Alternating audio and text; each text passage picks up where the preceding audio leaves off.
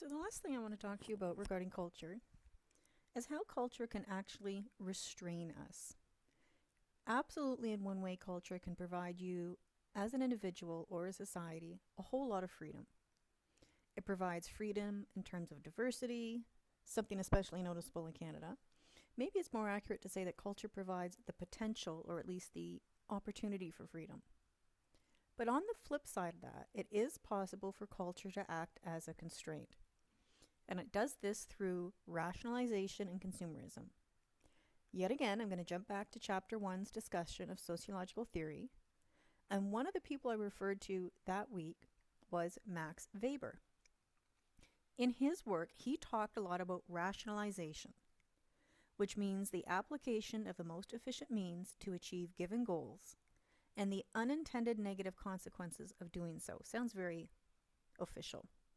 So in explaining this, first I want you to think about what it means if something is rational. If something is rational, it means that it's well balanced or logical or sensible. And when you rationalize something, that means you're not just explaining it, but justifying it. You're providing the reasoning for it. And Weber felt that this need to rationalize, to justify everything, has become a part of all aspects of life. And to him, one of the aspects of culture he found to be the most constraining.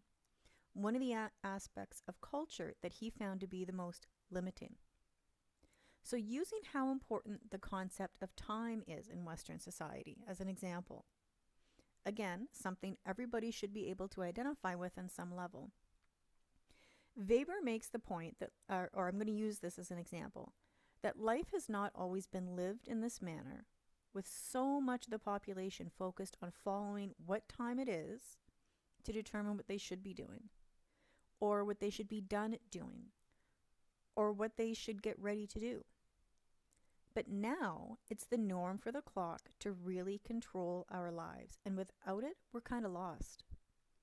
My day starts with the clock waking me up, and I have to get my son up at a certain time.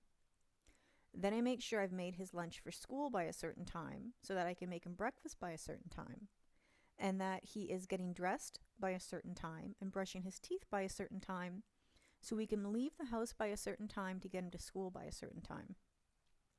Depending on where you live and your responsibilities, you have your schedule is going to be different.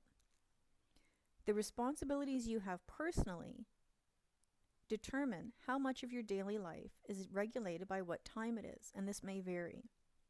But for the most part, everybody can relate to this to some degree. And we don't even think twice about it. But it's something that we have to question. Is this something that's natural for humans to do? And on the most basic level, the answer is no, it isn't. So following time like this certainly makes sure we're obviously on time for certain things. It keeps us organized. My students know what time our classes begin. I know what time a department meeting begins. My son and other students in his school know when their lunch is and what time the school day starts. But at the same time, following time in this manner acts as a constraint. It limits us. It reins us in. So we have this thing called a clock that provides all of us a rational means to stay on time. And that's efficient. But this rational means has led to an irrational result because we as a society are too hectic. And that's a very, very common complaint or observation from several perspectives. Now, the second way that culture ends up constraining us as a society is through consumerism. And this is much more than just the tendency of a society as a whole to buy a lot of stuff or shop a lot. Consumerism is the tendency to define ourselves in terms of the goods and services we purchase.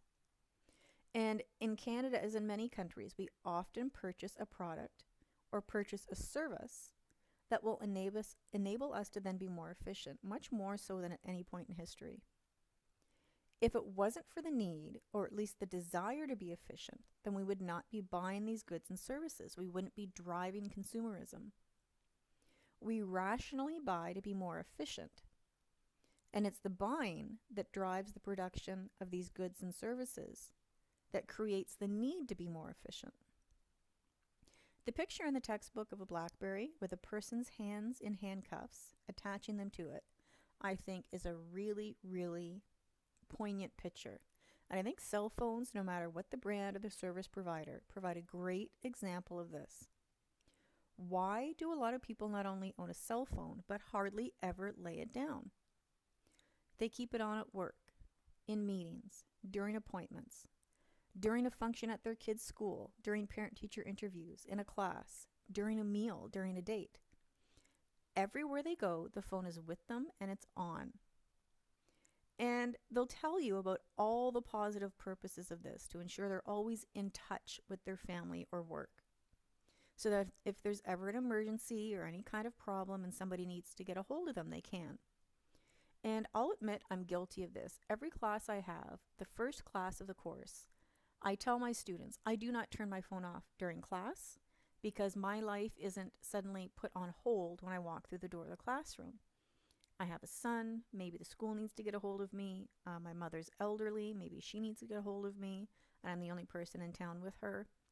And I don't expect them to turn their phones off either.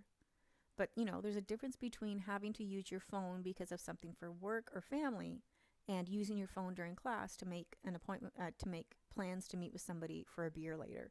So, please use it responsibly. But the fact is that this phone, which we ostensibly have for convenience, also ends up being an inconvenience a lot of the time and instead becomes a status symbol. This is why whenever a new iPhone comes out, there's such a rush of people to get it.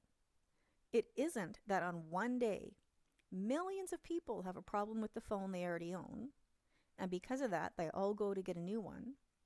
And that just happens by coincidence to be on the same day a new iPhone is being released. No, it's because of consumerism. They define themselves, at least in part, according to their phone, a good they have purchased. And I think I could give you hundreds, if not thousands of examples of this with clothing and cars and houses. Anything that money can buy.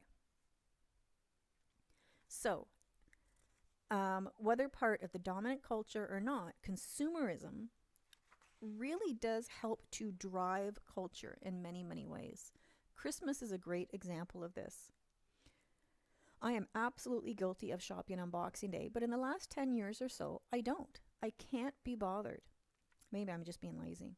Maybe it's my age showing. But I'm always so surprised at the hordes of people who invade malls on Boxing Day to buy stuff, for the most part, that they don't need. They might want it, they might really want it, but there's a difference between a want and a need. And they do this the day after everybody's been given a lot of stuff. I always find that surprising. Now, the last thing that the chapter discusses is countercultures. When you think of a counterculture, this is a culture that is subversive. It doesn't exist peacefully with the dominant culture. It rebels against it. And hippies are a good example of this. When people think of hippies, they tend to think of peace and love and a lot of drugs and tie-dyed shirts and bell-bottoms. The hippie movement really was a movement in a counterculture. It wasn't just a trend. It began as a youth movement in the U.S., a very liberal youth movement with most members being around between age 15 to 25. And they were in opposition to dominant society. They were in peaceful opposition, but it was still opposition. They rebelled against dominant culture. They tried to influence the values and way of life of dominant society to change and fall in line with their perspective. For example, they were in complete opposition to the Vietnam War, something they felt their country had absolutely no business being involved in, which fits with their focus on peace. Hippies were also against nuclear weapons, which fits with their focus on peace, and they did not like what they described as typical middle-class values, feeling that they were too conservative and constraining. And they'd often refer to the dominant culture as the establishment. They felt that the government was becoming too involved in people's lives and that it was trying to control people too much. Now, what the hippie culture did support openly support and embrace was sexual liberation of both men and women, and they considered this a personal freedom. Hippies were usually very, very eco-friendly in a time when this was not anywhere as common as it is now with our blue boxes and energy conservation. Hippies were often vegetarians, and many of them practiced, at least in part, various Eastern religions or philosophies such as Buddhism or Taoism. The hippie culture truly believed in peace, love, personal freedom, and not just in theory, but living one's life in that manner, and encouraging the rest of society to follow suit. So they would use folk music and street art and such to express this perspective. So there was much more to the hippie culture than just music, free love, and drugs, although they also did promote the use of psychedelic drugs, believing that these would help to expand one's consciousness. It wasn't uncommon for members of this hippie culture to establish their own communities. So it's not surprising that some actually considered hippies to be a new kind of religious movement, although it didn't identify as such. In 1967, there were several things that occurred that really helped spread the hippie culture and to familiarize the rest of the United States with it. And this began with the Human Be-In in January of that year in San Francisco that attracted about 20 to 30,000 people. There was a Central Park Be-In in New York around Easter when about 10,000 people attended. And in June, the Monterey Pop Festival took place, which really, really shone a spotlight for the entire country on the music of hippie culture, like the Grateful Dead and Janis Joplin and Jimi Hendrix. Then the Beatles' Sgt. Pepper's Lonely Hearts Club Band album came out, and even the cover of it was a big indication of how heavily influenced they were by the hippie culture, before you even get to music like Yellow Submarine and that. All of this continued to spread and build. Music festivals, concerts all across the United States. And in retrospect, the culmination of this was Woodstock, which was actually called the Woodstock Music and Art Fair in 1969 in Bethel, New York. There was Janis Joplin, Jimi Hendrix, Joan Baez, Jefferson Airplane, CCR, Crosby, Stills and Nash, Santana, a whole list of others, when over 500,000 people converged on this farm. So take a look at this picture. There were so many people there that anybody performing had to be flown in by helicopter. And Woodstock really, really did exemplify what hippie culture was all about. Human fellowship, peaceful coexistence with everybody, and freedom of personal expression. Now, into the 1970s, the hippie culture began to recede for several reasons. Social, political. Some people would argue simply that, societies are constantly evolving, so they don't just stand still. You could actually take several courses looking at this. So hippies were a counterculture. They were in opposition to dominant culture and rebelled against it. A subculture is also different from dominant culture, but it coexists peacefully. So on the left, you have a picture of an Amish or a Mennonite church, and on the right, that's a picture of Chinatown in Toronto. These are subcultures that exist peacefully within a larger culture, different than a counterculture. So let's bring all of this together. Started the chapter by talking about what culture is, that it's socially transmitted, requiring communication, that it's created, it's not something that just is, and that culture has a useful purpose. It's used to deal with real life problems. It is abstract, not specific. It involves cooperation because you need communication, and it involves symbols. I talked about 3 kinds of norms: folkways, mores, which are more serious, and then taboos, which are the most serious. And because of the seriousness with which they are perceived, each one has kind of a different level of consequence for violating them. I talked about Bourdieu's concept of high culture, that there's a culture for the upper class of society and the lower class, but we have this dominant culture that affects all of society. And although we don't think of it this way, in some ways, culture controls us. You might have a subordinate culture. I talked about the safer wharf hypothesis, how language labels the world around us. The language you speak is going to affect how you see and perceive the world. A functional analysis of culture views it as a functional thing. So try not to be ethnocentric and look at cultural practices of another country and think that it's odd or weird, that it doesn't serve a purpose, because it does. A symbolic interaction analysis of culture really focuses on how culture is created, how it is produced by the society in which it exists, including language. And I brought up the question of, can we influence how much culture controls us, focusing on people who have just come to Canada as an example of that. Our focus in Canada of multiculturalism and diversity and cultural relativism. And then a conflict analysis of culture, like all of conflict theory, really focuses on struggle in regards to culture, how marginal groups, groups who've been kind of pushed aside or ignored or considered irrelevant, how they've had to fight to increase their own cultural rights, most of which during the 60s and 70s, although it's absolutely still going on.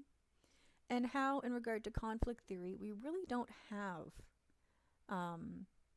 countries that are completely isolated anymore, because we have this sense of globalization.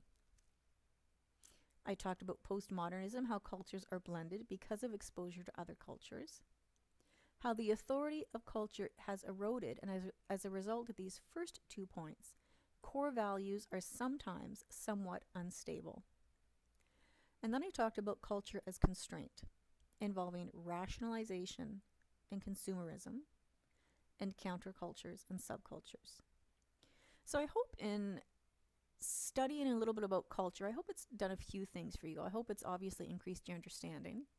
I hope that it's encouraged you to consider what aspects of your life are based in culture that you might not have considered from that perspective before. And I also hope it's really encouraged you, as hokey as it sounds, to think about what it means to be Canadian, because like I said, that's something that not just students, but I think everybody has a little bit difficulty understanding, because we're in the middle of the culture. The next chapter is going to focus on socialization, quite clearly, very tightly tied into culture. So I hope you'll be able to make some connections between culture and the next chapter.